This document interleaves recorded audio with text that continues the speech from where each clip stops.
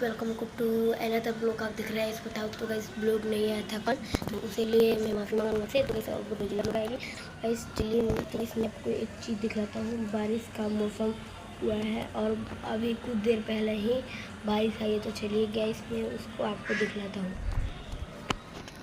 देखते हैं पूरा गीला गीला, अभी तुरंत बारिश आके रुकी है और मौसम भी आप देख सकते हैं। अभी कुछ देर में फिर से बारिश ने और परिंदे दिखलाता हूँ और मैं आपको अपने वो जो जिसका पर टूटा था वो भी कबूतर दिखलाता हूँ। चलिए मैं आपको उसको दिखला सकते हैं आप।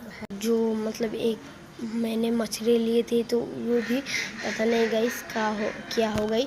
मैं एक स्नेल था उसमें, तो गाइस उसका बच्चा था और उसमें मैंने रखा है, पता नहीं है कि नहीं।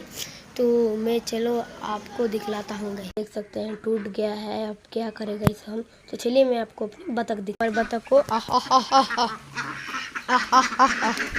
गाइस इनके साइज कितने बड़े हो चुके हैं देख सकते हैं।